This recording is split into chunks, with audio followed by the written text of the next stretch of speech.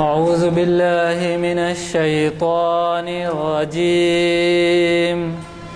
بسم الله الرحمن الرحيم. أفلا ينظرون إلى الإبل كيف خلقت وإلى السماء كيف رفعت وإلى الجبال كيف نصبت وإلى الأرض كيف سطحت فذكر إنما أنت مذكر لست عليهم بمسيطر إلا من تولى وكفر فيعذبه الله العذاب الأكبر إن إلينا إيابهم ثم إن علينا حسابهم صدق الله العظيم. حضرات، آپ نے بھی قاری تبارک حسین صاحب کی خوش الہان قرات سماعت فرمائی. آج کے اعلامیہ نمبر 415 کے مطابق 18 جنوری 23 صفر 28 جنوری 2012 جی ہم ساری یہ دیکھیے یہ جناب بلیٹن تھا وہ ہاتھ لگ گیا. 414 نمبر کا اعلامیہ ہے اور اس میں جو ہے ارمغان حجاز تجزیاتی مطالعے کے عنوان سے آج 11 جنوری 2012 16 صفر 1433 ہجری بروز چہارشنبہ بعد اثر جامع مسجد عالیہ میں کے کانفرنس ہال میں آپ کو جی مستر مجاز صاحب آپ کو مخاطب کرنے والے تھے. ارمغان حجاز تجزیاتی مطالعہ، لیکن ہوا یہ ہے یہ محفل اقبال چناسی کی 649ویں نشست ہے. یہ تو ہوا یہ ہے کہ مجھے سید امتیاز الدین صاحب کا فون آیا جن کا پروگرام 650ویں نشست پہ تھا. انہوں نے ایسے وقت مجھے اطلاع دی جبکہ یہ پرنٹ ہو چکا تھا جو میں پڑھ رہا ہوں. پھر انہوں نے یہ بھی اخلاقاً ذمہ داری قبول کی کہ وہ مستر مجاز صاحب سے ربط پیدا کیے اور انہوں نے کچھ اپنی مجبوری کا اظہار کرتے ہوئے یہ کہا کہ صاحب میں 650ویں نہیں 49ویں نشست کو مخاطب کروں گا. چنانچہ وہ مستر مجاز صاحب کی جو نشست ہے وہ 650ویں نشست ہوگی جو انشاءاللہ آپ کے ہمیشہ کی طرح مائل سٹون ہوتا ہے وہ ایک کچھ بڑے پیمانے پہ ہی منائی جائے گی لیکن اسی مقام پہ رہے گی وہ. تو یہ جو 639ویں نشست ہے وہ آج سید امتیاز الدین صاحب مخاطب کر رہے ہیں اور ان کا عنوان ضرب کلیم کی چند نظمیں ہیں جو انہوں نے اگلے چہارشنبے کے لیے دی تھی. اور انہوں نے اپنا عنوان بدل دیا ہے، پہلے انہوں نے کچھ اور دیا تھا لیکن جناب مستر مجاز صاحب چہارشنبے کو جو مخاطب کریں گے وہ جاوید نامہ مختصر تعارف کے عنوان سے مخاطب کریں گے ہمیں. تو یہ آج کا پروگرام جامع مسجد عالیہ کے کانفرنس ہال میں بعد نماز عصر منعقد ہو رہا ہے اور خادم غلام ازدانی خادم محفل آپ سے مخاطب ہے. اگلا پروگرام آپ کو دینے کے لیے ضرورت نہیں ہے اس کی کیونکہ آپ کو جو ہے نئے بلیٹن مل جا رہے ہیں. یہ تفصیلات اس لیے بیان کرنی پڑتی ہیں کہ جو یہاں پہ پروگرام ریکارڈ کیا جاتا ہے اس میں جو ہے یہ خیال کیا جاتا ہے کہ یہ سب تفصیلات آئیں، اس وجہ سے اتنا تفصیل سے آپ کو سنانا پڑتا ہے. تو میں خواہش کروں گا امتیاز الدین صاحب سے تشریف لائیں اور مخاطب فرمائیں. بسم اللہ الرحمن الرحیم. یہ ذرا نیچے ہو گیا لگتا ٹھیک.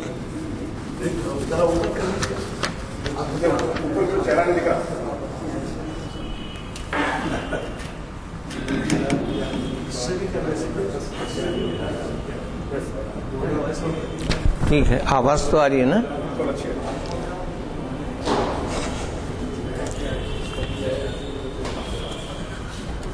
محترم سامعین، جیسا کہ ابھی محترم غلام یزدانی صاحب سینئر ایڈوکیٹ نے فرمایا کہ اصولاً مجھے 18 تاریخ کو عرض کرنا تھا، لیکن مجھے 18 تاریخ کو کسی کام سے کہیں جانا ہے، اس لیے آج میں نے اس کو گویا پریپون کر لیا، اور انشاءاللہ اگلے چہارشنبے کو مستر مجاز صاحب آپ مخاطب فرمائیں گے، اور جاوید نامے کا خود انہوں نے ترجمہ بھی کیا ہے، اور بعد میں پروفیسر سراج الدین صاحب نے جو ترجمہ کیا تھا اس میں بھی انہوں نے اعتراف کیا ہے کہ مستر مجاز کے ترجمے سے ان کو بڑی مدد ملی۔ تو آج مجھے خیال آیا کہ عام طور پہ کلام اقبال کے مطالعے میں ہم یا تو بانگ درا زیادہ پڑھتے ہیں یا پھر بال جبریل جو ان کی بہترین کتاب سمجھی جاتی ہے اردو میں، اس کا مطالعہ ہوتا ہے، لیکن ضرب کلیم کی طرف توجہ کم ہے۔ اس کی وجہ یہ ہے کہ بانگ درا میں جو نظمیں ہیں وہ ابتدائی دور کی نظمیں ہیں، اس میں بچوں کے لیے بھی ہے اور آسان نظمیں ہیں، پھر شکوہ جواب شکوہ بھی بانگ درا میں ہے، اور اس کے علاوہ بعض بہت طویل نظمیں، بڑی فکر انگیز نظمیں جیسے خضر راہ اور شمع اور شاعر اور والد مرحومہ کی یاد میں وغیرہ بانگ درا میں ہیں، طلوع اسلام، یہ سب بانگ درا میں۔ اور بال جبریل اپنی غزلوں کی وجہ سے اور مسجد قرطبہ اور ساقی نامہ، ذوق و شوق، ان نظموں کی وجہ سے بہت زیادہ مشہور ہے، اس میں شعریت زیادہ ہے، لیکن ضرب کلیم کی جو نظمیں ہیں وہ نسبتاً مختصر نظمیں ہیں، اور ان میں اقبال کا آخری زمانے کا کلام ہے، اور اس کی طباعت بھی اقبال کے انتقال سے چند ماہ کے بعد ہوئی، اور یہی وجہ ہے کہ ضرب کلیم اتنی زیادہ مقبول نہیں ہے، لیکن اگر دیکھا جائے تو بہت ہی اہم کتاب ہے۔ چنانچہ آج، اور اس میں خاص بات اس کتاب کی یہ ہے کہ جو اقبال کی جو دوسری کتابیں ہیں، عام طور پہ شعراء کا دستور رہا ہے کہ وہ حمد سے اپنی کتاب کا آغاز کرتے تھے، لیکن بانگ درا کا آغاز ہمالہ سے ہوا، جو پہلی نظم ہے وہ ہمالہ پر ہے، اور اسی طرح جو بال جبریل ہے وہ غزل سے ہے، اگرچہ کہ اس میں بھی اللہ کا ذکر ہے، جیسے تو نے یہ کیا غضب کیا، مجھ کو بھی فاش کر دیا، میں ہی تو ایک راز تھا سینہ کائنات میں، لیکن ضرب کلیم کا آغاز جو ہے وہ حمد سے ہے، اور میں چاہتا ہوں کہ پہلے میں وہ حمد پڑھ دیتا ہوں۔ لا الہ الا اللہ، خودی کا سر نہاں، لا الہ الا اللہ، خودی کا سر نہاں، لا الہ الا اللہ، خودی ہے تیغ فساں، لا الہ الا اللہ، خودی ہے تیغ فساں، لا الہ الا اللہ، یہ دور اپنے براہیم کی تلاش میں ہے، یہ دور اپنے براہیم کی تلاش میں ہے، صنم کدا ہے جہاں، لا الہ الا اللہ، صنم کدا ہے جہاں، لا الہ الا اللہ، کیا ہے تو نے متاع غرور کا سودا، کیا ہے تو نے متاع غرور کا سودا، فریب سود و زیاں لا الہ الا اللہ، یہ مال و دولت دنیا یہ رشتہ و پیوند، یہ مال و دولت دنیا یہ رشتہ و پیوند، بتان وہم و گمان لا الہ الا اللہ، بتان وہم و گمان لا الہ الا اللہ، خیرد ہوئی ہے زمان و مکان کی زناری، خیرد ہوئی ہے زمان و مکان کی زناری، نہ ہے زمان نہ مکان لا الہ الا اللہ، یہ نغمہ فصل گل و لالا کا نہیں پابند، یہ نغمہ فصل گل و لالا کا نہیں پابند، بہار ہو کہ خزاں لا الہ الا اللہ، اگرچہ بت ہیں جماعت کی آستینوں میں، اگرچہ بت ہیں جماعت کی آستینوں میں، مجھے ہے حکم اذان لا الہ الا اللہ، مجھے ہے حکم اذان لا الہ الا اللہ۔ محترم حضرات، اس کتاب کو علامہ اقبال نے دور حاضر کے خلاف اعلان جنگ کے نام سے عنوان کیا ہے، یعنی دور حاضر سے بظاہر یہ معلوم ہوتا ہے کہ پریزنٹ ایج یا موجودہ زمانہ، لیکن دور حاضر کی جو اصطلاح اقبال نے استعمال کی ہے اس سے مطلب یہ ہے کہ بے دینی، الحاد اور اللہ سے بے نیازی یا اللہ کی طرف رجوع نہ ہونا، اور مغربی تہذیب اور مغربی علوم کے زیر اثر گویا ایک لحاظ سے بالکلیہ مشرق سے الگ ہو کر بے دین بن جانا، جو ایک مسلمانوں میں اس زمانے میں بھی عام تھا اور آج بھی عام ہے، تو اس کے خلاف یہ اقبال کا اعلان جنگ ہے، اور اس میں یورپ کے ملکوں کی ریشہ دوانیوں کا بھی ذکر ہے، اور افغانستان کا اور اسرائیل کا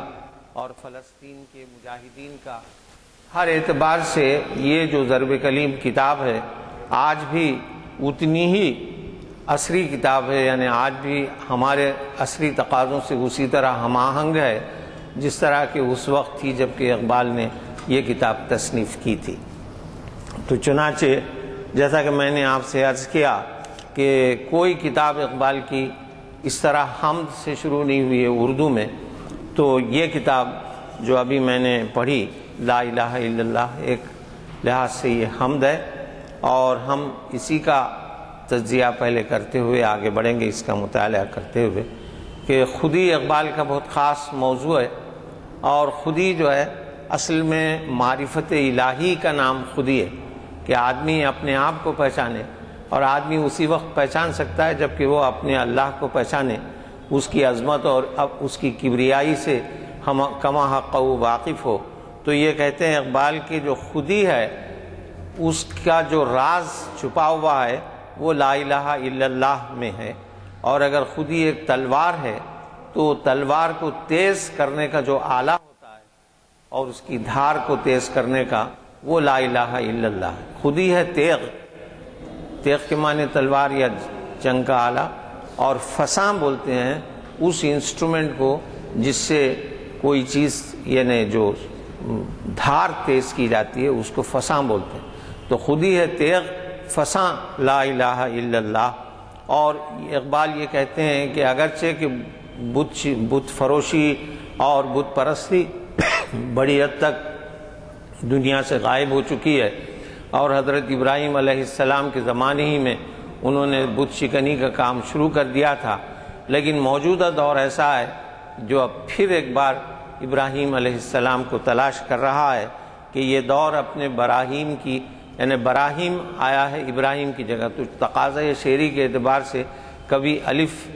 نکال بھی دیتے ہیں اور ابراہیم بھی کہتے ہیں اور براہیم بھی کہتے ہیں شاعری میں۔ یہ دور اپنے براہیم کی تلاش میں ہے، صنم کدا ہے جہاں یعنی بت کدا ہے دنیا، اور لا الہ الا اللہ یعنی آج پھر گویا ابراہیم کی ضرورت ہے۔ کیا ہے تو نے متاع غرور کا سودا، قرآن شریف کی ایک آیت ہے کہ جس میں کہا گیا ہے کہ یہ دنیا جو ہے متاع غرور ہے، کہ دھوکے کی پونجی ہے۔ تو اقبال یہی کہتے ہیں کہ تو نے جو ہے اس دنیا پر ہی قناعت کر لی ہے اور اسی دنیا کو اصل سمجھ لیا ہے، حالانکہ یہ جو سود، یہ زیاں، یہ نفع، یہ نقصان، یہ محض ایک انسان کا فریب ہے۔ اصل چیز یہ ہے کہ آدمی کو اللہ سے لو لگانا چاہیے۔ یہ مال و دولت دنیا، یہ رشتہ و پیوند، بتان وہم و گماں لا الہ الا اللہ۔ آدمی دنیا میں جو بہت زیادہ ملتفت ہوتا ہے اور بہت زیادہ چاہتا ہے وہ اپنی اولاد کو، اپنی بیوی کو، اپنے ماں باپ کو، لیکن اقبال یہ کہتے ہیں کہ یہ رشتہ و پیوند، یہ جو رشتے ہیں یہ سب بتان وہم و گماں ہیں کہ آج ہیں تو کل نہیں ہیں۔ جب ایک آدمی چلے جاتا ہے تو اس کا رشتہ دنیا سے ختم ہو جاتا ہے، لیکن اصل چیز جو اصل رشتہ جو باقی رہنے والا ہے وہ اللہ سے ہے۔ تو نسبت الہی سب سے زیادہ ضروری ہے۔ خرد ہوئی ہے زمان و مکان کی زناری، نہ ہے زمانہ مکان لا الہ الا اللہ، کہ یہ جو زمان ہے، یہ زمانہ ہے، جو اور زمانے آئیں گے، پچھلے زمانے گزر گئے، اور یہ دنیا جہاں ہم ہیں وہ ایک قسم کا مکان ہے، لیکن یہ زمان، یہ مکان، یہ سب جو ہے محض دھوکہ ہے، اور جو کچھ ہے لا الہ الا اللہ۔ اور یہ لا الہ الا اللہ کا کلمہ ایسا سدا بہار کلمہ ہے کہ زندگی میں خزاں ہو یا بہار ہو، یہ ہر فصل میں کام آنے والا کلمہ ہے۔ اور جیسا کہ اس زمانے میں زمانے جاہلیت میں ہوتا یہ تھا کہ لوگ جو بھی پتھر پسند آتا تھا اس کو اٹھا کے وہ اپنی آستین میں ڈال لیتے تھے اور اسی کو پوجنے لگتے تھے، پھر اس سے بہتر پتھر نظر آیا اسے پھینک دیا، دوسرا اٹھا لیا، اس کی عبادت شروع کر دی۔ تو اقبال یہ کہتے ہیں کہ اگرچہ بت ہیں جماعت کی آستینوں میں، کہ میری قوم میں گویا ابھی بت پرستی جاری ہے کئی لحاظ سے، اور لیکن مجھے حکم ہوا ہے کہ میں آزاد ہوں، لا الہ الا اللہ۔ تو یہ بہت ہی عمدہ حمد ہے لا الہ الا اللہ۔ اور اقبال نے جو تہذیب حاضر اور عصر حاضر کے خلاف کئی اشعار کہے ہیں، جن میں سے ایک شعر یہ بھی ہے کہ مجھے تہذیب حاضر نے عطا کی ہے وہ آزادی، کہ ظاہر میں تو آزادی ہے باطن میں گرفتاری۔ تو یہ جو اقبال کا جو مجموعہ کلام ہے، یہ ضرب کلیم جو آخری ان کا مجموعہ ہے، اس میں جیسا کہ میں نے آپ سے عرض کیا کہ نسبتاً مختصر نظمیں ہیں، اور یہ ان میں سے بیشتر نظمیں ایسی ہیں جو علالت کے زمانے میں کہی گئی ہیں، اور بیشتر نظمیں یہ بھی ہیں جو بھوپال میں سر راس مسعود کے مکان پر انہوں نے بہت سی نظمیں یہ کہی تھیں۔ اور چونکہ بڑھاپا بھی تھا، علالت بھی تھی، اور پھر ان کا تجربہ شاعرانہ اتنا وسیع ہو گیا تھا کہ وہ کم لفظوں میں بڑی سے بڑی بات کہنے پر قادر تھے۔ اس لیے یہی وجوہ ہیں جن کی وجہ سے یہ جو نظمیں اس کتاب کی ہیں وہ مختصر نظمیں ہیں، اور ان میں یہ بالکل بجائے یعنی کہا جاتا ہے کہ شعریت کم ہے لیکن فلسفہ اور اس میں جو وہ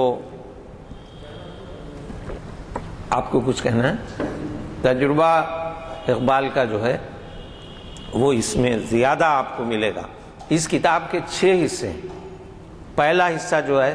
اسلام اور مسلمان کے نام سے، اور پورا کا پورا وہ حصہ جو ہے مذہبی رنگ میں ہے، اور نہ صرف اس میں حمد ہے بلکہ ایک نعت بھی ہے، اور اس کا عنوان اقبال نے رکھا ہے معراج۔ تو وہ یہ ہے کہ یعنی حضور صلی اللہ علیہ وسلم کی جو معراج ہے اس کا راز، جیسا خود حضور صلی اللہ علیہ وسلم کے زمانے میں بھی کئی لوگوں کو اس بات پر اعتبار نہیں تھا کہ یہ جسمانی معراج ہوئی ہے، اور یہ کیسے ممکن ہے کہ بستر گرم تھا اور کنڈی ہل رہی تھی اور آپ 7 آسمانوں کی سیر کر کے واپس آ گئے۔ تو یہ جو اقبال نے اشارہ کیا ہے کہ زمان و مکان کی زناری، وہ یہی اس کا بھی ایک مطلب یہ ہے کہ زمانہ بھی اس وقت ٹھہر گیا تھا، وقت بھی ٹھہر گیا تھا، اور یہ معراج کا جو واقعہ ہے اس پر اقبال کی نظم ہے کہ دے ولولۂ شوق جسے لذت پرواز، کر سکتا ہے وہ ذرہ مہو مہر کو تاراج۔ یعنی اس طرف انسان کا، یعنی انسان اعظم اور حضور صلی اللہ علیہ وسلم کی طرف بھی اس کا اشارہ ہو سکتا ہے کہ جو ولولۂ شوق اور جو بزرگی اور عظمت ہے، وہ جب اس کو لذت پرواز حاصل ہوتی ہے اور تائید غیبی حاصل ہوتی ہے تو وہ مہو مہر بھی اس کے پیچھے رہ جاتے ہیں۔ اور مشکل نہیں یاران چمن معرکہ باز، پرسوز اگر ہو نفس سینہ دراج۔ دراج بولتے ہیں تیتر کو، جو بہت چھوٹا پرندہ ہے، اور باز ظاہر ہے کہ باز بولتے ہیں چیل کو، عقاب کو، جو بہت بڑا پرندہ ہے۔ لیکن اگر سینہ دراج میں، یعنی تیتر کے سینے میں بھی وہ گرم جوشی ہو اور وہ ولولہ ہو تو وہ باز کو بھی ہرا سکتا ہے۔ ناوک ہے مسلمان ہدف اس کا ثریا، ناوک ہے مسلمان ہدف اس کا ہے ثریا، ہے سر سرا پردہ، ہے سر سرا پردہ جان نقطۂ معراج۔ تو سر سرا پردہ بولتے ہیں کہ روح کے باطن کا بھید۔ تو اقبال کہتے ہیں کہ یہ جو معراج کا معجزہ ہے وہ روح کے باطن کا بھید ہے، یعنی اس کو کوئی سمجھ نہیں سکتا، اور اسی لیے مسلمان جو ہے اس کا جو تیر ہے، اس کا ہدف جو نشانہ ہے وہ ثریا، آسمانوں تک گیا ہے۔ اور تو مانیے ون نجم نہ سمجھا تو عجب کیا، ہے تیرا مد و جزر ابھی چاند کا محتاج۔ یہ سائنٹیفیکلی ثابت ہے کہ مد و جزر جو سمندر میں آتا ہے وہ چاند کی کشش سے آتا ہے، کہ جب چاند، پورے چاند کی رات ہوتی ہے تو جو موجیں ہیں سمندر کی وہ بلندی تک جاتی ہیں، اور جب پھر 28ویں 29ویں شب ہوتی ہے تو پھر وہ ایب کی کیفیت جس کو بولتے ہیں وہ ہوتی ہے۔ تو یہ مد و جزر جو ہے وہ چاند سے اس کا تعلق ہے۔ تو اقبال یہ کہتے ہیں کہ سورہ والنجم میں جو معراج کا ذکر آیا ہے وہ اس کا مطلب گویا ابھی مسلمان سمجھا نہیں ہے، جس میں حضور صلی اللہ علیہ وسلم کی معراج مبارک کا تذکرہ ہے، کیونکہ ہم یہ ابھی ہمارا مد و جزر جو ہے وہ صرف چاند کی لہروں سے متعلق ہو کر رہ گیا ہے، اور وہ ہم سمجھنے کے لائق نہیں ہوئے ابھی، اس لیے گویا معراج کا جو معجزہ ہے وہ اتنا عظیم معجزہ ہے کہ اس کو سمجھنے کے لیے انسان کو خود بلند ہونا پڑتا ہے، اور اس کی فہم کو بھی اور ادراک کو بلند ہونا پڑتا ہے۔ تو یہ اس کے علاوہ اقبال کی ایک اور نظم ہے تصوف، جو ضرب کلیم میں ہے، اور اسلام اور مسلمان کے تحت یہ نظم ہے، جس میں اقبال یہ کہتے ہیں کہ اصل چیز یعنی تصوف کا جو فلسفہ ہے اقبال بہت زیادہ اس کے قائل نہیں ہیں، یعنی وہ یہ کہتے ہیں کہ مسلمان کی خودی کو بلند ہونا ہے اور مسلمان کو زیادہ عملی مسلمان بننا ہے۔ تو اقبال یہ کہتے ہیں کہ یہ حکمت ملکوتی، یہ علم لاہوتی، حرم کے درد کا درما نہیں تو کچھ بھی نہیں، یعنی ہمارے اندر وہ کیفیت پیدا ہونا چاہیے جسے ہم حرم کا درد، یعنی جو کعبۃ اللہ اور اس کی عظمت کی پوری ادراک اس کا ہمارے اندر ہونا چاہیے، اور محض علم حاصل کرنے سے اور حکمت ملکوتی حاصل کر لینے سے یہ چیز حاصل نہیں ہو سکتی۔ اور یہ ذکر نیم شبی، یہ مراقبے، یہ سرور، تیری خودی کے نگہباں نہیں تو کچھ بھی نہیں۔ تو ہمارا جو رات بھر کا جاگنا، ذکر نیم شبی، مراقبے اور یہ سرور کی جو کیفیت ہے، اگر ہماری خودی کی نگہبانی اس سے نہیں ہوتی ہے تو یہ تمام چیزیں کارآمد نہیں ہیں۔ تو یہ عقل جو مہو پرویں کا کھیلتی ہے شکار، یہاں پر اقبال سائنس کی طرف اشارہ کرتے ہیں کہ آج انسان جو ہے وہ چاند پر جانے کی تیاری میں ہے، مریخ پر جانے کی تیاری میں ہے، اور جو سائنس کے جو کچھ بڑے بڑے کارنامے ہیں یہ سب ہیچ ہیں اگر یہ عقل جو مہو پرویں کا کھیلتی ہے شکار، شریک شورش پنہا نہیں تو کچھ بھی نہیں۔ اگر ہمارے اندر جو ایک کیفیت ہے، ایک قسم کا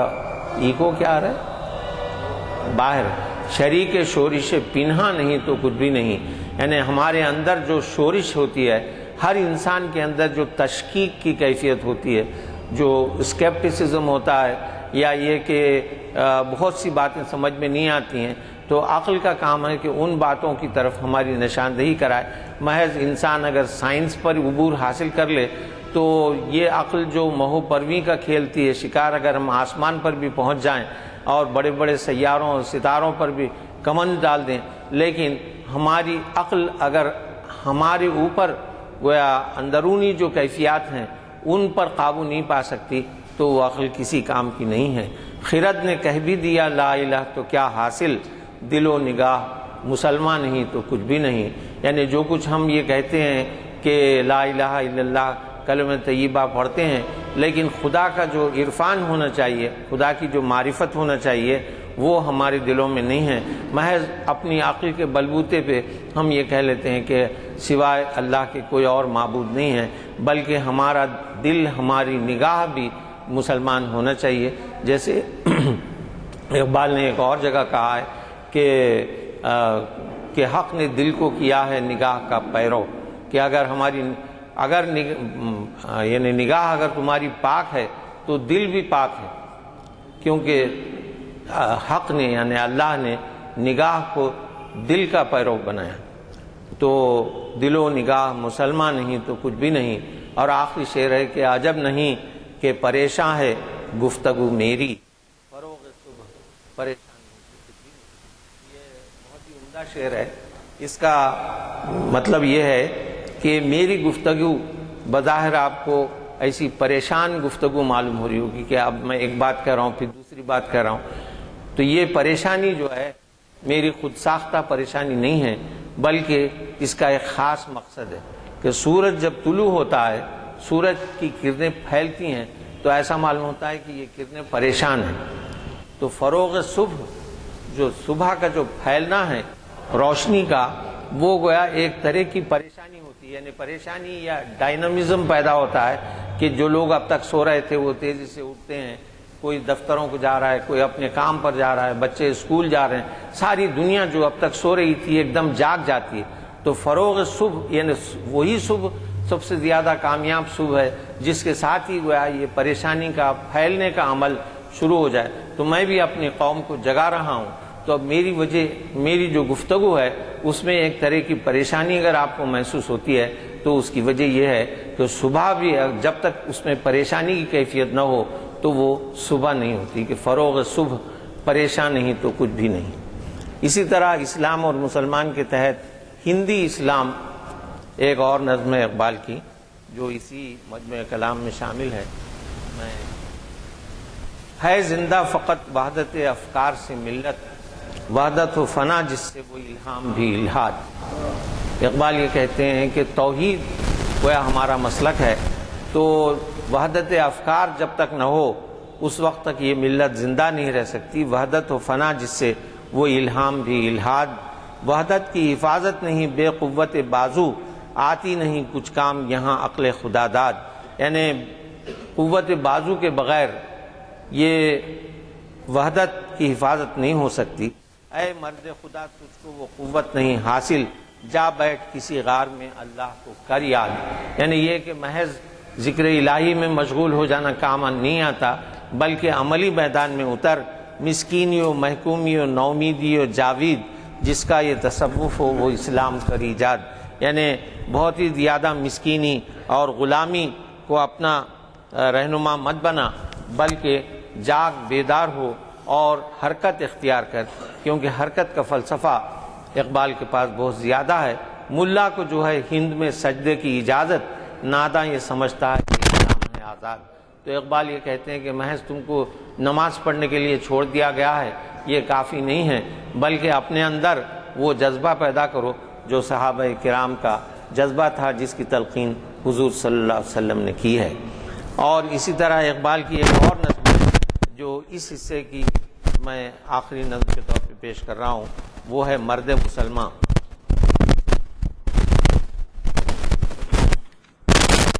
ہر لحظہ ہے مومن کی نئی شان نئی آن، گفتار میں کردار میں اللہ کی برہان۔ برہان بولتے ہیں دستاویز کو، امپورٹنٹ ڈاکیومنٹ کو۔ تو اقبال یہ کہتے ہیں کہ مومن کی پہچان یہ ہے کہ اس کے کردار میں گویا اللہ کی دستاویز ہوتی ہے۔ قہاری و غفاری و قدوسی و جبروت، یہ چار عناصر ہوں تو بنتا ہے مسلمان۔ یہ چاروں عناصر جو ہیں وہ اللہ کی فطرت ہے کہ قہار بھی ہے اللہ، غفار بھی ہے، معاف بھی کرتا ہے اور گویا سزا بھی دیتا ہے، اور گویا اس کا دبدبہ بھی ہے۔ تو یہ عناصر مسلمان میں بھی ہونا چاہیے۔ ہمسائے جبریل آمی بندہ خاکی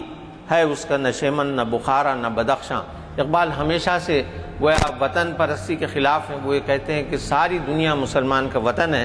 اور وہ ہمسائے جبریل ہے، یہ جو بندہ خاکی انسان ہے اس کا نشیمن کہیں نہیں ہے، وہ ساری دنیا اس کا نشیمن ہے۔ یہ راز کسی کو نہیں معلوم کہ مومن قاری نظر آتا ہے حقیقت میں ہے قرآن، کہ جو ہے جس طرح اقبال کو ان کے والد نے کہا تھا قرآن اس طرح پڑھو جیسے وہ تمہیں پر نازل ہو رہا ہے۔ تو وہ اور حضور صلی اللہ علیہ وسلم کے اخلاق مبارک کے بارے میں بعض صحابہ نے جا کر حضرت عائشہ رضی اللہ تعالی عنہا سے پوچھا تھا کہ حضور صلی اللہ علیہ وسلم کے اخلاق کیسے تھے، تو حضرت عائشہ نے فرمایا کہ کیا تم نے قرآن نہیں پڑھا؟ جو قرآن کے اخلاق ہیں وہی حضور کے اخلاق تھے۔ تو یہ اقبال کہتے ہیں کہ یہ راز کسی کو نہیں معلوم کہ مومن قاری نظر آتا ہے حقیقت میں ہے قرآن، قدرت کے مقاصد کا عیار دنیا میں بھی میزان، قیامت میں بھی میزان۔ عیار بولتے ہیں کسی چیز کے ہر ایک کھوٹے کو پرکھنے کا عیار، اور میزان انصاف کی علامت ہے۔ تو قدرت کے جو مقاصد ہیں ان کا معیار انسان کے ارادے بننا چاہیے، اور دنیا میں بھی وہ انصاف کرے تاکہ قیامت میں بھی اس کے ساتھ انصاف ہو۔ جس سے جگر لالا میں ٹھنڈک ہو وہ شبنم، دریاؤں کے دل جس سے دہل جائیں وہ طوفان، فطرت کا سرود ازلی اس کے شب و روز، آہنگ میں یکتا صفت سورہ رحمان۔ اقبال یہ اس کتاب کا دوسرا حصہ ہے تعلیم و تربیت۔ پہلا حصہ تھا اسلام اور مسلمان، دوسرا حصہ ہے تعلیم و تربیت۔ تو اس میں اقبال نے، میں صرف دو نظمیں آپ کی خدمت میں پیش کروں گا کہ جو تعلیم و تربیت ہے تو اپنا رول ماڈل اقبال نے کس کو بنایا ہے؟ سلطان ٹیپو کو۔ تو اقبال کی جو نظم ہے سلطان ٹیپو کی وصیت، وہ خود تعلیم و تربیت کا کام دیتی ہے۔ تو ٹیپو کی جو اس کی جو پوری کہانی ہے وہ بہت مختصر کہانی ہے۔ 1799 میں اس کو شہید کر دیا گیا، اور اس وقت بھی اس کی عمر زیادہ نہیں تھی، لیکن اس عرصے میں جو کارنامے اس نے انجام دیے ہیں ان سے ہماری پوری تاریخ لالہزار ہے۔ بلکہ خود ٹیپو کے جو آج تک بھی ٹیپو وہ واحد شخصیت ہے جس کے خلاف کبھی کسی نے کچھ کہنے کی جرات نہیں کی، یعنی وہ سیکولر، ٹرولی سیکولر کہا سمجھا گیا، اور اس کے بارے میں کسی نے یہ نہیں کہا کہ وہ مسلمان تھا یا ہندوؤں سے اس کو یا غیر مسلموں سے اس کو کوئی قد تھی۔ وہ ہر ایک کے ساتھ اچھا تھا، صرف جو حب الوطنی اس کی تھی وہ بلا شبہ قابل تعریف تھی۔ تو اقبال اس تعلیم و تربیت کے جو چیپٹر ہے ضرب کلیم کا، اس میں سلطان ٹیپو کی وصیت کے عنوان سے ہے کہ تو رہنورد شوق ہے منزل نہ کر قبول، لیلا بھی ہم نشیں ہو تو محمل نہ کر قبول۔ محمل بولتے ہیں سواری کو، جیسا میانہ ہوتا تھا پہلے. تو سلطان ٹیپو کی وصیت یہ ہے گویا تمام آنے والے لوگوں کو کہ تو کبھی رکنا نہیں بلکہ ہمیشہ آن دا موو رہنا چاہیے اور منزل کی تلاش میں رہنا چاہیے، اور منزل اگر مل بھی جائے تو تیرے آگے اور منزلیں منتظر ہیں. اور لیلا بھی ہم نشیں ہو، اگر تیرے ساتھ لیلا بھی بیٹھی ہو تو ایسی محفل کو قبول مت کر. اے جوئے آب بڑھ کے ہو دریائے تند و تیز، ساحل تجھے عطا ہو تو ساحل نہ کر قبول. یعنی جوئے آب موج کی جو نہر ہے وہ تو اتنا بڑھ جا کہ ایک تند و تیز دریا بن جا، اور اگر ساحل بھی ملے تو اس کو قبول نہ کر. کھویا نہ جا صنم قدئے کائنات میں، محفل گداز گرمی محفل نہ کر قبول. صبح ازل یہ مجھ سے کہا جبرائیل نے، جو عقل کا غلام ہو وہ دل نہ کر قبول. یعنی عقل کا غلام یہ کہ ہمیشہ محتاط اور مصلحت پسند نہ بن بلکہ اپنے جذبے کو اور زیادہ ابھار. باطل دوئی پسند ہے حق لا شریک ہے. تو بہت صاف مصرع ہے، باطل دوئی پسند ہے حق لا شریک ہے، شرکت میانہ حق و باطل نہ کر قبول. یعنی ہمیشہ حق کی لڑائی میں حق کا ساتھ دے اور اسی کے لیے اپنی جان بھی دے. چنانچہ ٹیپو نے یہی کیا. اور ایک اور نظم ہے مدرسہ، جو تعلیم و تربیت کے طور پر آتا ہے، جو آج بھی ہمارے لیے بہت ریلیونٹ ہے کہ عصر حاضر ملک الموت ہے تیرا جس نے، یہ پوری کتاب عصر حاضر کے خلاف اعلان جنگ ہے. تو اقبال یہ کہتے ہیں کہ عصر حاضر ملک الموت ہے تیرا جس نے، قبض کی روح تیری دے کے تجھے فکر معاش. یعنی جو تعلیم صرف ذریعہ معاش کا ذریعہ بن گیا، یہ اس لیے کہ آج کا موجودہ ٹرینڈ یہ ہے کہ تعلیم کو علم کی طرح حاصل نہیں کیا جاتا بلکہ کمانے کے لیے استعمال کیا جاتا ہے. دل لرزتا ہے حریفانہ کشاکش سے تیرا، زندگی موت ہے کھو دیتی ہے جب ذوق خراش. یعنی اپنے اندر جد و جہد کا جذبہ پیدا ہونے نہیں پاتا. اس جنوں سے تجھے تعلیم نے بیگانہ کیا، جو یہ کہتا تھا خیرت سے کہ بہانے نہ تراش. یعنی جو ہمارے آباء و اجداد تھے وہ یہ کہتے تھے کہ اگر جہاں عقل ان کو روکتی تھی تو اس کو بہانہ بازی سمجھتے تھے اور اپنا جو کام کرنا ہے وہ کرتے تھے. لیکن موجودہ زمانہ ایسا ہے جس میں مصلحت پسندی آ گئی ہے. فیض فطرت نے تجھے دیدہ شاہی بخشا، جس میں رکھ دی ہے غلامی نے نگاہ خفاش. خفاش بولتے ہیں چمگاڈر بیٹ. اور یعنی تجھے جو ہے اللہ نے دیدہ شاہی بخشا تھا، جو بہت بلندی پر جا کے انتہائی چھوٹی سے چھوٹی چیز بھی نیچے دیکھتا ہے. لیکن یہ تعلیم جو تجھے موجودہ مدرسے میں ملی ہے اس نے تیرے اندر چمگاڈر کی نگاہ رکھ دی ہے، جو صرف راتوں میں تھوڑا بہت دیکھ سکتی ہے. مدرسے نے تیری آنکھوں سے چھپایا جن کو، خلوت کوہ بیاباں میں وہ اسرار ہیں فاش. یعنی اقبال پورے مسلمانوں کو یا اپنے کلام کے پڑھنے والوں کو آگے بڑھنے اور ڈائنامزم اختیار کرنے کی صلاح دیتے ہیں. تیسرا حصہ جو ہے وہ ہے عورت. اس کے تحت میں صرف ایک ہی نظم پڑھوں گا کہ اقبال نے یعنی عورتوں کی اصلاح کے بارے میں بہت کچھ نظمیں اس میں کہی ہیں، لیکن وقت کی تنگی کی وجہ سے میں ایک نظم آپ کی خدمت میں پیش کروں گا. وہ ہے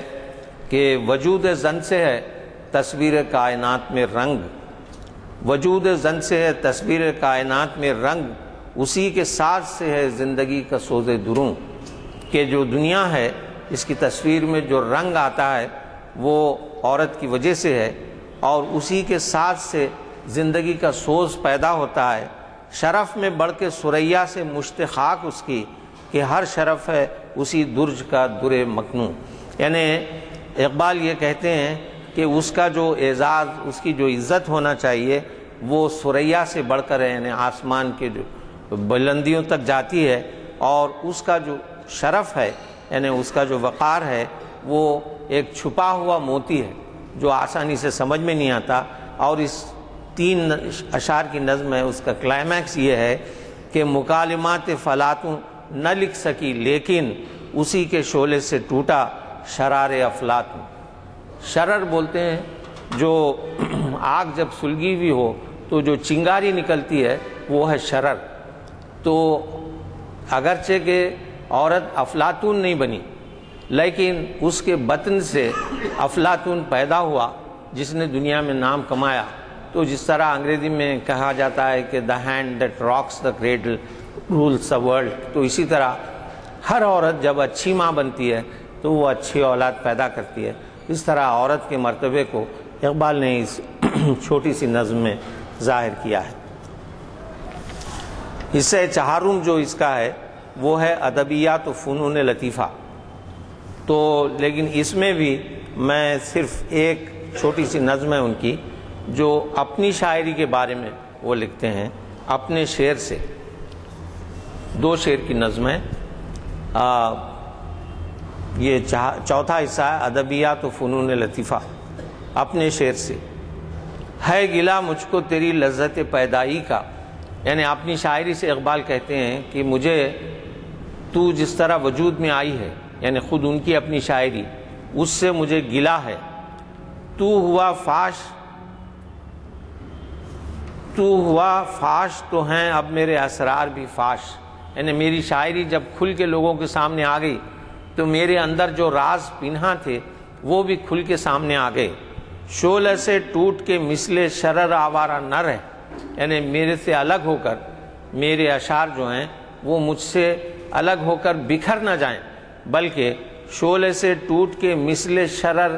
آوارہ نہ رہ کہ کر کسی سینے پرسوز میں خلوت کی تلاش، یعنی میرے اشعار کا کام یہ ہے کہ وہ لوگوں کے سینے میں جائیں اور ان میں رہ جائیں، اور جو میرے جو راز ہیں، جو میرے شرر ہیں، وہ ان سینوں میں گرمی پیدا کریں اور دنیا کو اسی طرح بیدار کریں جس طرح کہ میں بیدار کرنا چاہتا ہوں۔ اور جو 5واں حصہ ہے وہ سیاست کے بارے میں، تو اس میں ایک چھوٹی سی نظم ہے جو محض آپ کی دلچسپی کی خاطر پڑھ رہا ہوں، کیونکہ اس میں ایک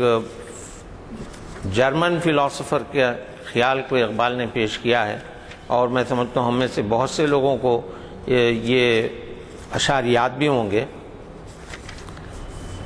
کہ اس نظم کا عنوان ہے جمہوریت یا ڈیموکریسی۔ تو آج ہم جمہوریت کا جو حال دیکھ رہے ہیں، اسٹینڈل نام دیا ہے، اسٹینڈل۔ اس راز کو ایک مرد فرنگی نے کیا فاش، ہر چند کے دانہ اسے کھولا نہیں کرتے، یعنی یہ راز جو ہے ایک ویسٹرن فلاسفر نے فاش کیا ہے، اگرچہ کہ عقل مند لوگ اسے کھولا نہیں کرتے۔ جمہوریت ایک طرز حکومت ہے کہ جس میں بندوں کو گنا کرتے ہیں، تولا نہیں کرتے۔ تو آج ڈیموکریسی کے بارے میں ہم یہی دیکھتے ہیں۔ تو سیاست کے تحت یہ 2 شعر اقبال کے ہیں، اور حصہ ششم جو ہے وہ اقبال نے اپنے آپ کو محراب گل افغاں کے افکار سے بھی کچھ نظمیں کہی ہیں اسی ضرب کلیم۔ تو محراب گل افغاں جو ہے یہ ایک امیجنری کیریکٹر ہے جو خود اقبال ہے، تو اس کے تحت ایک نظم ہے ان کی دعا، اور اسی پر میں اپنی تقریر کو بھی ختم کرنا چاہتا ہوں چونکہ اب وقت بھی ہو رہا ہے۔ تو محراب گل افغاں کے افکار کے تحت یہ نظم ہے، اس نظم کا عنوان ہے دعا۔ تو اس نظم کا بنیادی خیال یہ ہے کہ فلسفہ جو دعا کا ہے وہ یہ ہے کہ جس چیز کی دعا مانگی جائے وہی مل جائے، یا کوئی مصیبت ہو تو وہ ٹل جائے، یا پھر وہ دعا محفوظ کر لی جائے اور آخرت میں اس کا بدل دیا جائے۔ تو لیکن جو اقبال یہ کہتے ہیں کہ جو مقدر میں ہے، جو اللہ تعالیٰ کا لکھا ہوا ہے، وہ تو بالعموم بدلتا نہیں۔ اللہ تعالیٰ اس پر قادر ہے کہ وہ اپنا لکھا ہوا بھی بدل دیں، لیکن یہ کہ وہ تو ہو کر رہتا ہے۔ لیکن دعا کے جو فوائد ہیں،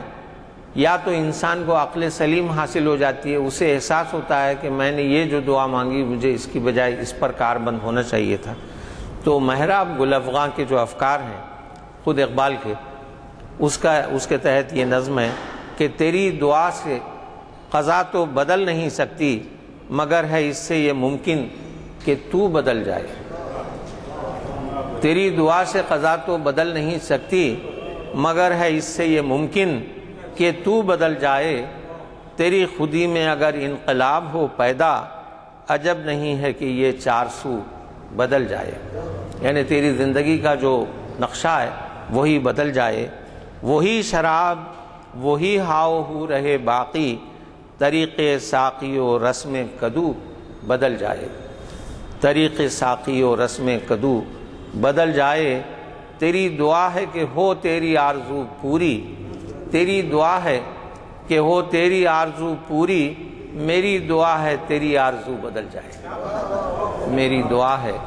تیری آرزو بدل جائے۔ جی اچھا، اسی کے تحت ہے ابھی جو میں اس کا جو تیسرا چیپٹر تھا عورت، اس کے تحت اقبال کا ہے ہنروران ہند، یعنی جو جتنے بھی آرٹسٹ ہیں یہ ہیں، تو عشق و مستی کا جناز، ایک سیکنڈ ہے، جو حضور صلی اللہ علیہ وسلم سے گویا ایک لحاظ سے ان کی فریاد ہے اقبال کی کہ شیرازہ ہوا ملت مرحوم کا ابتر، شیرازہ ہوا ملت مرحوم کا ابتر، اب تو ہی بتا تیرا مسلمان کدھر جائے۔ اے روح محمد، شیرازہ ہوا ملت مرحوم کا ابتر، اب تو ہی بتا تیرا مسلمان کدھر جائے۔ یعنی آج بھی دنیا کے جیسے کچھ بھی حالات ہم دیکھ رہے ہیں وہ اس نظم کے تقاضے کو بھی ظاہر کرتی ہیں، اور ہم اپنے آپ کو بدل لیں، اور گویا حضور صلی اللہ علیہ وسلم سے گویا اس طرح اقبال نے عرض کی ہے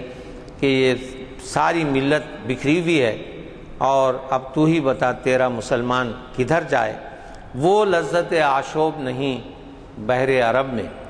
آشوب بولتے ہیں طوفان کو، ویسے آپ میں سے بہت سے لوگ واقف ہیں، لیکن اگر کسی کو کچھ وہ ہو تو اس کے لیے میں نے کہہ دیا، وہ لذت آشوب نہیں بحر عرب میں۔ بحر عرب اس لیے کہا، جی ہاں، وہ لذت آشوب نہیں بحر عرب میں۔ بحر عرب اس لیے کہا کہ خود اقبال گویا انڈیا میں تھے، اور بحیر عرب ہم کو یعنی ایک سائڈ پر ہمارے پاسبان بھی ہے، ہمسایہ بھی ہے۔ وہ لذت آشوب نہیں بحر عرب میں، پوشیدہ جو ہے مجھ میں وہ طوفان کدھر جائے۔ کہ میرے اندر خود ایک طوفان چھپا ہوا ہے، میں اس کو کس طرح ظاہر کروں۔ ہر چند ہے بے قافلہ راحلہ زاد، راحلہ بولتے ہیں سواری کا جو جانور ہے اس کو راحلہ بولتے ہیں، اور بے قافلہ تو آپ سمجھتے ہیں، زاد بولتے ہیں توشے کو، توشہ جب آدمی لے کے چلتا ہے، زاد راہ بولتے ہیں راستے کا توشہ۔ تو ہر چند ہے بے قافلہ و راحلہ و زاد، اس کوہ بیاباں سے ہودی خان کدھر جائے۔ یعنی یہاں سے گویا اس ملک سے یا دنیا سے بھی ہمارے پاس نہ توشہ ہے، نہ ہمارے پاس کوئی سواری ہے، اور ہم خود بے قافلہ ادھر ادھر بکھرے ہوئے ہیں۔ اب اس کوہ بیاباں سے ہودی خان بولتے ہیں جو عرب کے شتربان ہوتے تھے جو قافلے کو لے کے چلتے تھے، تو اس کوہ بیاباں سے ہودی خان کدھر جائے۔ اس راز کو اب فاش کر اے روح محمد، اس راز کو اب فاش کر اے روح محمد، آیات الہی کا نگہبان کدھر جائے۔ یعنی مسلمان یہ ایسا ہے جو اللہ کے کلام کا حافظ بھی ہے، اس کا گویا اللہ کے کلام کو کسی کی نگہبانی کی ضرورت نہیں ہے، لیکن انسان کے مسلمانوں کے سینوں میں یہ محفوظ ہے، تو یہ آیات الہی کا نگہبان کدھر جائے۔ اور اس طرح گویا اقبال نے حضور سے یہ فریاد کی ہے، اور میں اسی پہ جو ضرب دلچسپی کے غور فرمائیں۔ ایک تو یہ ہے کہ جیسے آپ کو معلوم ہے ہماری ان محافل میں کے شرکاء اور کچھ مصلیان مسجد اور کچھ ہمدرد اور دوست ہمارے 2-3 مہینے میں ایک آدھ کئی پروگرام رکھتے ہیں اور وزٹ کرتے ہیں کوئی دلچسپی کے مقامات۔ पिछली मरतबा हम बीदर गए थे, पिछली मरतबा हम हजरात 2-3 अहम बातें आपसे करनी हैं। एक तो ये है कि हमारी इस महफिल ने एक रिवाज सा चलाया है, 12-15 मकामात के विज़िट कर चुके हैं, जिसमें दीनी मदरसे भी शामिल हैं, यूनिवर्सिटी भी है, और तफसील में जाना नहीं है। तो अब के मंगल के दिन ये होम फॉर दी एजेड एक मुशीराबाद में है, वो और जो है कोशिश की जा रही है मुफ़ख्ख़र हमजा इंजीनियरिंग कॉलेज, ये वर्किंग डे पे जाना पड़ता है, इसलिए मंगल का दिन मुंतखब किया गया है। और अगर प्रोग्राम बन जाए तो इतवार या पीर तक आप मालूमात हासिल कर सकते हैं। डायरेक्ट वहाँ आ सकते हैं अपनी अपनी सवारियों में, अगर किसी को सवारी नहीं है तो यहाँ आ सकते हैं, दूसरों को साथ ले सकते हैं। प्रोग्राम आधे दिन का रहेगा, फिर वो क्या नाम है यहाँ ग्रैंड प्लाजा पे लंच रहेगा, वो अपने अपने खर्च से लंच बर्दाश्त करना होगा। दूसरा ये है बोलिए अपने अपने अब सुने नहीं आया तो चारशंबे के दिन मैंने पहले भी कहा है, लेकिन कुछ हजरात बाद में तशरीफ लाए हैं, इस वजह से मुझे अर्ज करना है कि चारशंबे के दिन 650वीं नशिस्त है, और ये जो है एक संग मील होता है हमारे पास, 650वीं की तरह हम मनाते आए हैं हर 50 के बाद। और इससे अंदाज़ा लगाइए कि 45 नशिस्तें एक साल में होती हैं। अब उससे अंदाज़ा लगा लीजिए कि ये कितनी पुरानी महफिल है कि इसके आगाज़ के वक्त से अब तक जो है ये 650वीं नशिस्तें हो चुकी हैं। और फिर एक और ऐलान ये है कि कई हजरात ने मेरे इससे दुआ कबूल करते हुए हमारी ज़बान की ख़रीदारी की थी जो दिल्ली से निकलता है, उसमें बाद लोगों को जो है अभी इजरा नहीं हुआ था, वो शिकायतें मुसलसिल आ रही हैं, हमने उनको भी तवज्जो दिलाई है। लेकिन अब उनके ख़ुद कहने के मुताबिक ये एक स्पेशल नंबर यहाँ के साबिक़ा जो सदर थे डॉक्टर राज बहादुर गौड़, जिनको इक़बालियात पे भी काफ़ी अबूर था, उन्होंने उनके नाम से शाया किया है। वो आपको जो है जिन साहब को भी नहीं मिला है वो आपके मिल जाएगा, वो इस तरीक़े का एक शाया हुआ है, वहाँ से आज ही आया है मस्जिद में देखा मैं। और दूसरे ये कि इसकी जो रसीदें जिनको नहीं मिली हैं वो साथ है मेरे, वो रसीदें ले लें। और फिर आखिर में ये कहूँगा कि आज के जो मुखर्रिर साहब हैं सैयद इम्तियाज़ुद्दीन साहब, ये खैर 12-15 साल से तो नहीं थे, लेकिन बीच में जब वो बड़े ओहदे अहम ओहदे पे फाइज थे गवर्नमेंट ऑफ आंध्र प्रदेश के, जब वो रिटायर हुए तो उन्होंने ज़्यादा दिलचस्पी दिखाई, और यहाँ उनको पहली दफ़ा जब हमने बुलाया तो वो इतनी तैयारी से आए कि मैंने कहा कि आप ऐसे बैट्समैन हैं जो उतरते ही जो है पहली दफ़ा उतरते ही सेंचुरी मार दिए हैं। तो आज मुझे वो याद आ गई इस वजह से कि उन्होंने, आपको अंदाज़ा हुआ होगा कि जिन पहलुओं पर रोशनी डाली है, आप घर में पढ़ के देख लीजिए कि सिवाय इसके कि सिर्फ रवानी से आप पढ़ लें और चंद अल्फाज आपके समझ में आए, चंद का बैकग्राउंड न समझ में आए, खिस्सा ख़त्म। और यहाँ पर आपको जिन गहराइयों में उन्होंने ले गए हमको, और जो है बात यह है ये ख़ुद एक ऐसे ख़ानदान से ताल्लुक़ रखते हैं जो इंटेलेक्चुअल्स का है। अब वो सामने है, इस वास्ते ज़्यादा तारीफ़ नहीं कर सकता। और शाह तमकीनत इनके भाई हैं जो हैदराबाद के नहीं बल्कि बैनुल अक़वामी तौर पे माने जाने शायर। तो इस तरह से इनका भी बैकग्राउंड ऐसा है, और अल्लाह का फजल है कि हमें इनकी भी खिदमत हासिल हैं। गो के वो ज़रा महीना 2 महीने में एक दफ़ा मुखातिब करते हैं, मगर जब आते हैं तो पूरी तैयारी से आते हैं और इंसाफ करते हैं उन्वान के साथ। आपने खुद देख लिया कि कैसे अच्छे पैराए में उन्होंने हमको समझाया है, और हमारी नज़रों से जो ओझल थे, जो फ़लसफ़े और जो नज़रियात, वो सब हमारे सामने आए। वह अल्लाह करे कि उनकी तकरीर के यानी ताकत में और इजाफ़ा हो, हम सब मिलकर उनके लिए दुआ करेंगे। तो मैं ये भी फिर याद दिलाते हुए गुजारिश करूँगा आपसे दुआ की कि अगले चारशंबे को कुछ बड़े पैमाने पे ही हम यही मनाएंगे, और वो रहेगा आपके माहिर इक़बालियात मुस्तर नजात साहब का ख़िताब, जो फ़ारसी ज़बान के मुतरजिम हैं जी जावेद नामे के भी, और अल्लामा इक़बाल के, और उस दिन का उन्वान जो है जावेद नामा एक तारुफ का उन्वान रहेगा। तो वो मत मिस कीजिए और अपने साथियों को लेते आइए और उससे इस्तिफ़ादा फरमाइए। उन्होंने बनफ़ से मैंने खुद ही आपको ये भी याद दिला दूँ کہ وہ ایسے شخص ہیں جن کو ہم نے 600ویں نشست میں ضیاء الدین شکیب صاحب کی صدارت میں ان کو کیا کہتے ہیں ان کا کچھ استقبال اس طرح سے کیا ہے، اہتمام ایسا کیا ہے کہ ہم نے 11,000 کا ایک قصہ ضربی جو پہلی دفعہ تھا وہ پیش کیا ان کو، اور اس پہ ہم لوگوں کو جو ہے بہت سی لوگوں کی خوشیاں نصیب ہوئی کہ بھئی آپ نے ایک صحیح کام کیا کہ ایسے شخص کو قصہ ضرب پیش کیا ہے۔ اور آخر میں ایک بات کہتے ہوئے چلوں کہ ہمارے یہ جو ویب سائٹ کے انتظام کے موجد ہیں جو اپنے نام نہیں بتانا چاہتے، انہوں نے کتنا بڑا کام کیا ہے وہ پھر میں آپ کے سامنے ذکر کر دیتا ہوں کہ کئی جگہ سے ٹیلی فون آ رہے ہیں کہ صاحب وہ پروگرام بڑے اچھے ہوتے ہیں، کبھی کچھ پوچھتے ہیں کبھی کچھ پوچھتے ہیں، تو مجھے ایسے محسوس ہوتا ہے کہ انہوں نے ہم کو 4 دیواری سے نکال کے باہر ڈال دیا ہے سب کے استفادے کے لیے۔ تو آپ بھی وہ میں بولنے کی وجہ یہ ہے کہ یہاں پہ ہمارے پاس اس میں نمبر چھاپ دیتے ہیں ہم، دیکھیے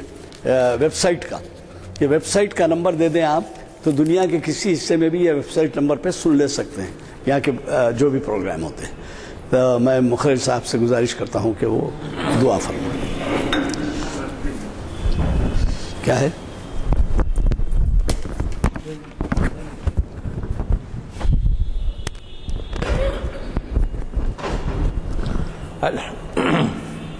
الحمدللہ رب العالمین، اللہم صلی علی سیدنا و مولانا محمد وعلی آل سیدنا و مولانا محمد وبارک وسلم۔ ربنا آتنا فی الدنیا حسنۃ وفی الآخرۃ حسنۃ وقنا عذاب النار۔ ربنا اغفر لی ولوالدی وللمؤمنین یوم یقوم الحساب۔ وصلی اللہ تعالی علی خیر خلقہ سیدنا و مولانا شفیعنا و نبینا و حبیبنا محمد و آلہ و اصحابہ و ازواجہ و ذریاتہ و اہل بیتہ اجمعین وسلم تسلیما کثیرا کثیرا۔